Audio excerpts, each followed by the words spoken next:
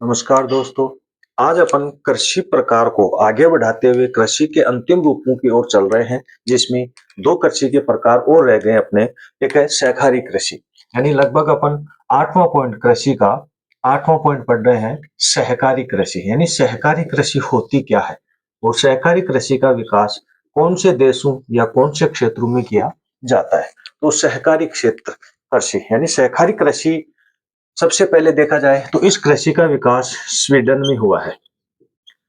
Europe महाद्वीप के Sweden में, यूरोप यानी सबसे ज्यादा इसका सहकारी कृषि का विकास जो है ना, वो यूरोप महाद्वीप के स्वीडन में। अब वैसे देखा जाए तो यूरोप महाद्वीप में इस कृषि का ज्यादा प्रयोग किया जाता है। इसमें क्या होता है कि यहाँ पर प्रत्येक व्यक्ति सहकारी कृषि का सदस्य होता है या सहकारी का सदस्य होता है।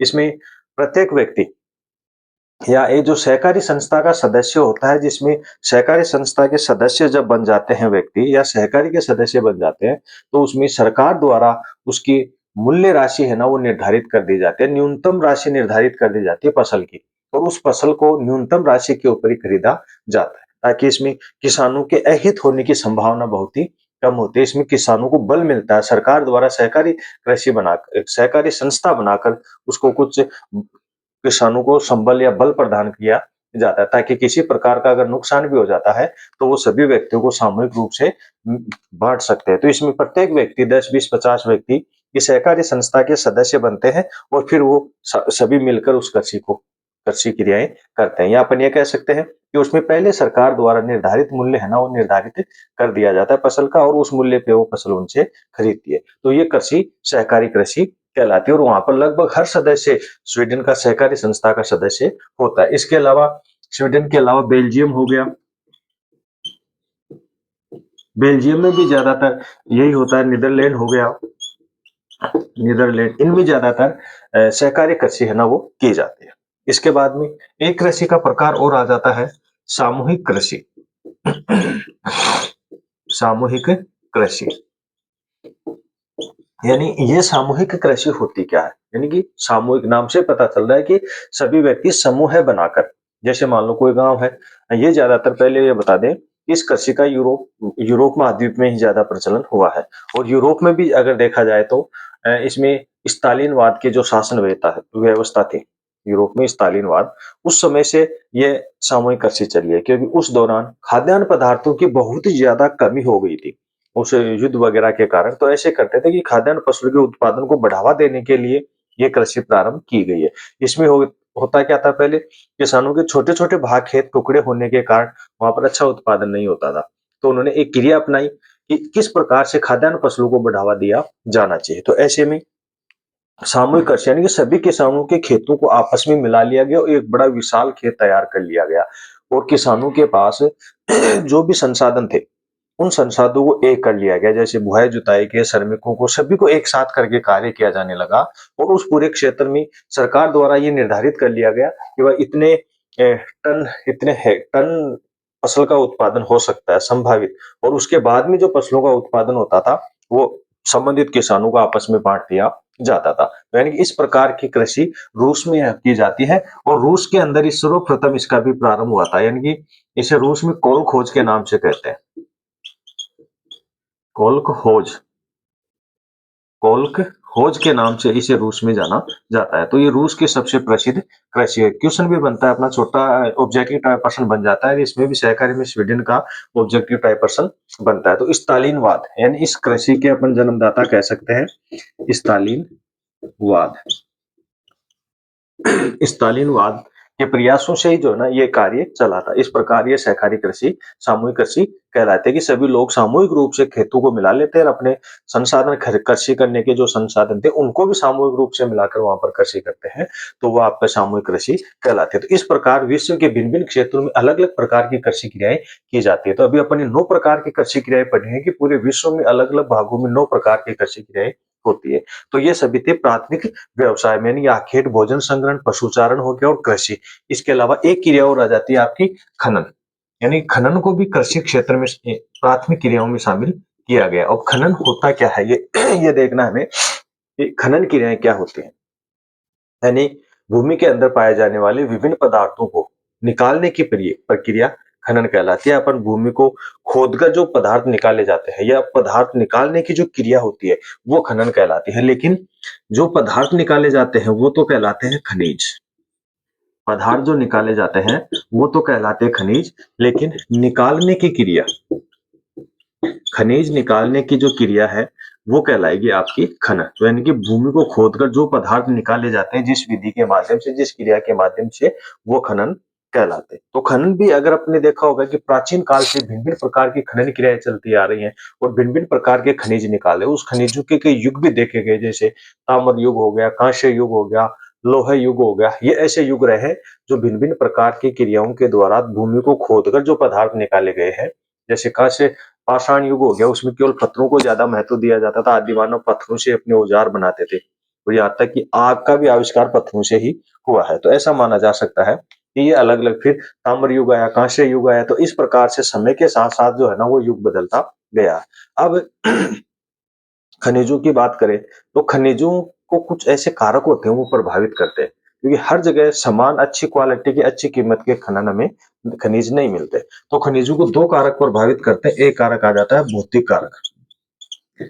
भौतिक कारक, भौतिक कारक यानी धरातलीय संरचना। खनिजों को निकालने के लिए धरातलीय संरचना कैसी है, कठोर धरातल है या मुलायम धरातल है। तो पठारी जो क्षेत्र होते हैं, वहां पर सबसे ज्यादा खनिज निकाले जाते हैं, या मरुस्थलीय क्षेत्र में धात्विक वगैरह या प्राकृतिक खनिज वगैरह है ना, वो निकाले जाते हैं। तो प्राकृतिक खनिज भी यहाँ पर होते हैं, धात्विक भी होते हैं, अधात्विक भी होते हैं। सभी प्रकार के खनिज वहां की भौतिक संरचना के ऊपर निर्भर करते हैं। दूसरा प्रभावित करने वाले कारक आ जाता है आर्थिक कारक। आर्थिक कारक यानी आर्थिक कारक, ये खनिजों की पूंजी के आधार पर उसे प्रभावित होता है।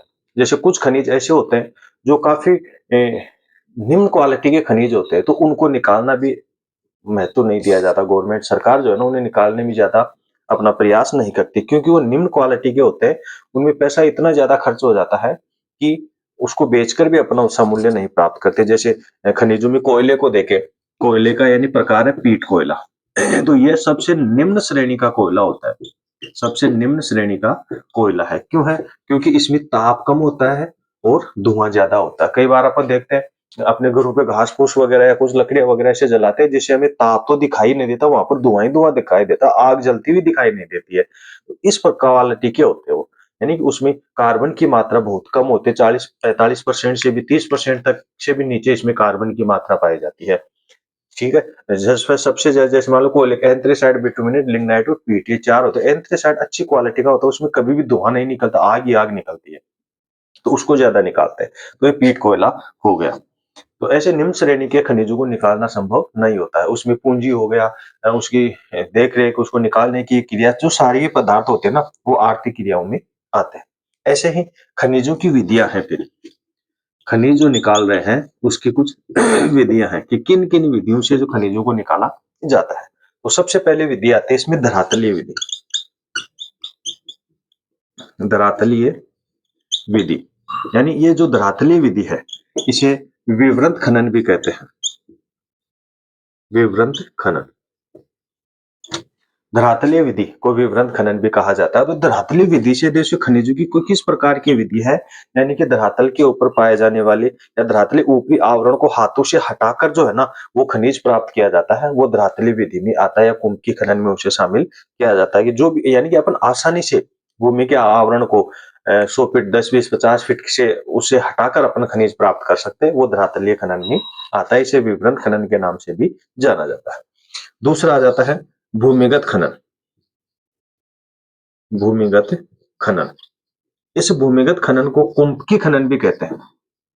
कुंभकी खनन के नाम से भी जाना जाता है। अब अपन सबसे पहले इसमें देख रहे हैं कि भूमिगत खनन क्या होता है। यानी कि भूमि के अंदर गहराई में जाकर जो खनिज प्राप्त किए जाते हैं, या जो खनिज प्राप्त करने की जो विधि है, वो भूमिगत विधि कहलाती है। अब इसको कुंभकी इसलिए कहा जाता है क्योंकि भूमि की गहराई में जाकर जो खनिज पदार्थ प्राप्त किए जाते हैं, वो क्षैतिज सुरंगें बनाते हैं। उसमें कुंभकी खनन में क्या होता है, क्षैतिज सुरंगें होती है, क्षैतिज सुरंगें बनाकर वो कार्य किया जाता है। जैसे मान लो ये भूमि के अंदर हो गई, तो ये तो बिल्कुल हॉरिजॉन्टल होगी, खड़ी हो गई और इस प्रकार से क्षैतिज जो वर्टिकल होती है जिसे अपन कहते हैं ना वो क्षैतिज सुरंगें होती हैं। ऐसे तिरछी सुरंगें बनाते हैं, ऐसे खड्डा खोद लिया और ऐसे तिरछी नीचे गहराई में न जाकर दाएँ-बाएँ जो है ना, वो सुरंगें खोदी जाती है। तो वो सुरंगें निकाल करने की क्रिया जो है ना, वो कुंभ की विधि में आता है। ये बहुत ही खतरनाक विधि होती है, क्योंकि इसमें जहरीली गैस निकलने की संभावना होती है, जिससे व्यक्तियों की मृत्यु की संभावना बढ़ जाती है। इसके अतिरिक्त यहाँ पर बाढ़ का पानी भी भर जाता है, खानों के धँसने की संभावना भी होती है। शायद आपने कई बार छोटे-मोटे जो शॉर्ट्स होते हैं, क्लिप्स होते हैं, उनमें आपने देखा होगा कि कुछ व्यक्ति होते हैं, ऐसे लंबवत चलते हैं और ऐसे कोयला ऊपर से छत से जैसे अपने कमरे का आकृति होती है ना, ऐसे सुरंगें बनी हुई होती हैं। तो उसको ऊपर से छत से कोयले वगैरह को काटने की वो कोशिश करते हैं। तो इस प्रकार की जो सुरंगें होती है ना, वो क्षैतिज सुरंगें होती हैं और वो सारी की सारी इस कुंभ के खनन के अंतर्गत आता है। तो इस प्रकार से आपका ये जो चैप्टर था प्राथमिक क्रियाएँ ये पूर्ण होता है। अगले वीडियोज़ में अपन द्वितीयक क्रियाएँ यानी विनिर्माण उद्योग के साथ मिलेंगे। तब तक अगर चैनल को सब्सक्राइब नहीं किया है, तो प्लीज़ सब्सक्राइब कीजिए और लगातार इस चैनल के साथ जुड़े रहिए। धन्यवाद।